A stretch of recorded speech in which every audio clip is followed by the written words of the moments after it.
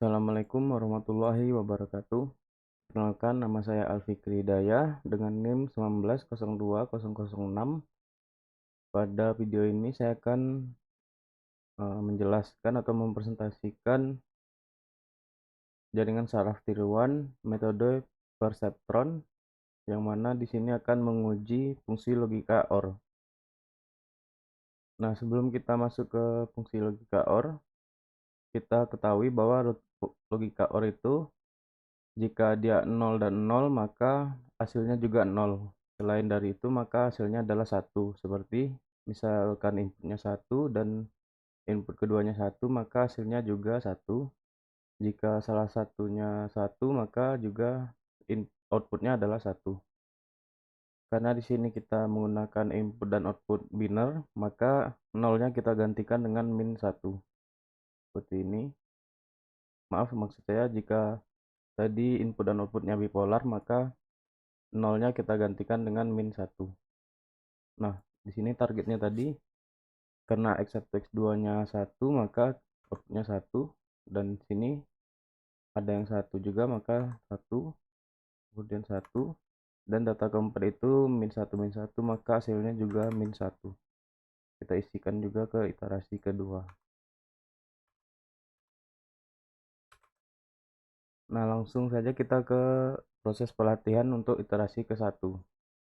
Di sini telah ditentukan W1 awal, W2 awal, WB awal, dan aktivasi maupun running rate. Setelah ditentukan, maka tinggal kita masukkan ke bobot bias lama. W1 itu dari W1 awal, kemudian W2 itu dari W2 awal, WB pun dari WB awal. Nah, langsung saja kita ke YIN. YIN itu didapatkan dari WB, kemudian ditambah, kita buka kurung, dikalikan dengan X1 dikali W1. 1 ini dikalikan dengan W1. Kemudian ditutup kurung, kita buka tambah lagi, buka kurung, X2 dikalikan dengan W2. Kemudian kita enterkan. Dapatkan hasilnya seperti ini. Kemudian juga untuk Y, yaitu untuk menentukan apakah hasilnya itu min 1 atau 1. Kita gunakan fungsi if jika yin kolom i13 itu lebih kecil dari 0, maka dia adalah min 1. Selain dari itu adalah 1. Nah, 0 di sini kita gantikan dengan nilai aktivasi atau nilai ambang. Kita gantikan di kolom D7. Nah, agar supaya tidak berubah, kita gunakan F4. Kita enterkan. Didapatkan hasilnya min 1. Karena dia kurang dari 0,50, maka dia adalah min 1. Kemudian untuk cek kondisi, kita juga menggunakan di sini fungsi if. If jika Y sama dengan T, di situ maksudnya jika Y ini sama dengan target atau output di kolom E13, maka akan mengeluarkan statement W baru sama dengan W lama. Kemudian kita pakai tanda petik lagi. Dan selain dari itu adalah perbaiki bobot dan bias. Maksudnya selain dari itu adalah jika J13 dan E13 itu tidak sama. Kemudian kita tutup kurung. Nah, di sini diberitahu instruksinya perbaiki bobot dan bias. Maka kita akan lanjut ke berikutnya. Nah, untuk D1 itu rumusnya adalah target maaf, kita buka kurung, target dikurangi dengan Y, lalu tutup kurung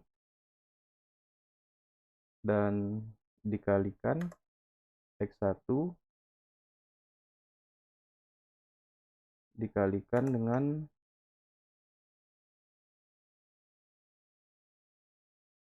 nilai learning rate. Nah, learning rate di sini kita juga kunci agar tidak berubah.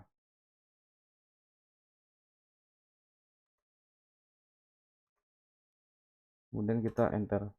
Didapatkan hasilnya 1,60.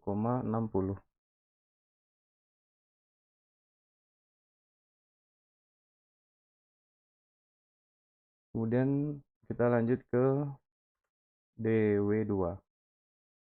Caranya masih sama, yaitu target, maaf, buka kurung dulu, target dikalikan dengan kolom Y, lalu tutup kurung, maaf, tadi harusnya dikurangkan dengan Y, kemudian tutup kurung dikalikan dengan X2, tadi itu X1, kemudian masih juga dengan learning rate.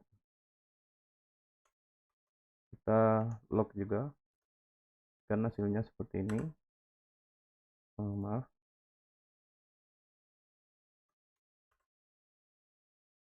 yang cara ini juga sama, yaitu buka kurung, target dikurangi dengan Y, kemudian tutup kurung dikalikan dengan B, yaitu WB awal,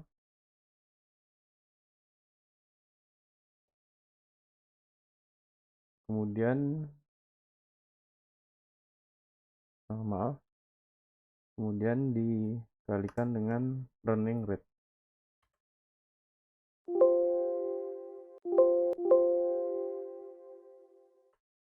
Kita kunci, dapatkan hasilnya juga seperti itu. Kemudian untuk W1 itu didapatkan dari W1 lama ditambah dengan DW1, yaitu W1 lama ditambahkan dengan DW1. Oke, tinggal kita tarik saja. Nah, untuk mengisi data kedua dari bobot dan bias lama itu kita tinggal ambil saja dari bobot bias baru. Itu kita kopikan, kemudian kita pastekan, tapi tidak dengan rumusnya, yaitu paste values.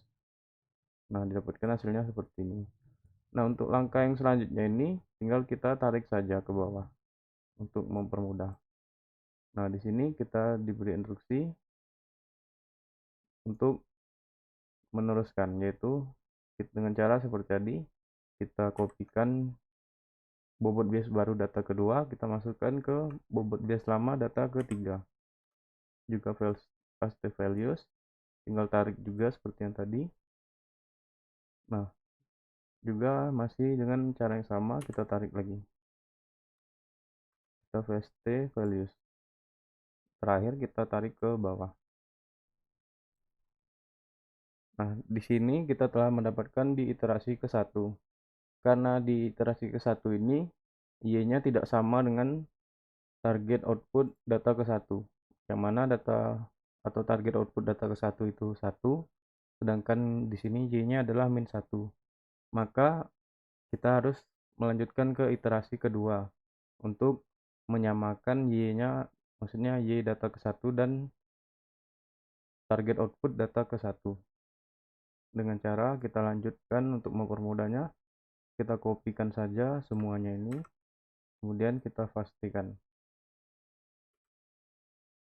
Di sini untuk menjelaskannya kita beri warna saja untuk dapatnya dari mana gitu. Nah, ini hasil akhirnya.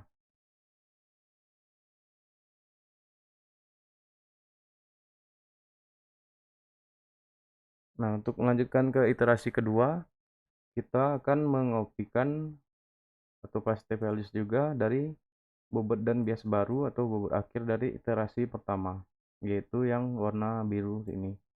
Kita kopikan, kita pastikan di bobot dan bias lama di iterasi kedua. Seperti ini. Kita pastikan values-nya saja.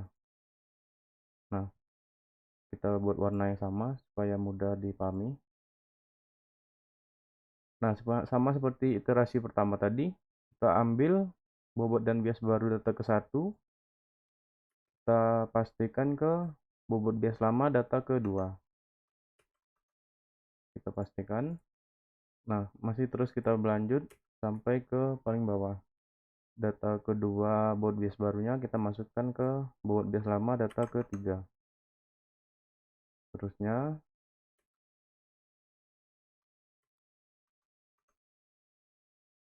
nah didapatilah hasil akhirnya adalah ini, yaitu data keempat dari bobot bias baru 1,60, 1,60 dan 1,60. Kita beri warna. Kemudian kita akan masuk ke langkah pengujian. Sebelumnya kita masukkan dulu nilai bobot dan bias akhir, yaitu dengan cara seperti ini. Kita masukkan paste values juga.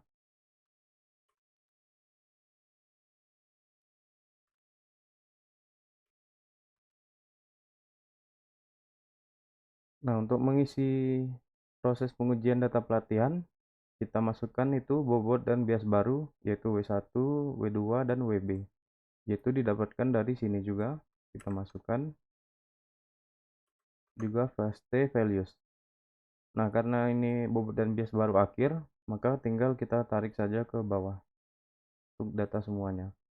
Kemudian untuk mengisi yin, untuk mempermudah kita tinggal mengambil yin dari kolom atas. Kopikan, kita pastikan.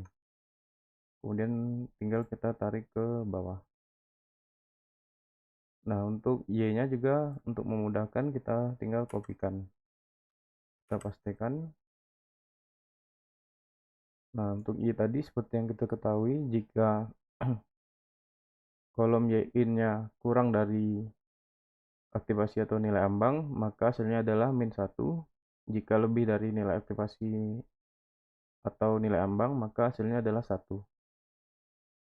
Maka didapatkan hasil seperti ini, yaitu kita bisa lihat, maaf sebelumnya lupa saya jelaskan bahwa di iterasi kedua ini, karena semua hasilnya telah sama, yaitu target outputnya adalah 1, 1, 1, dan y-nya juga seperti itu, maka iterasinya stop karena telah mencapai target.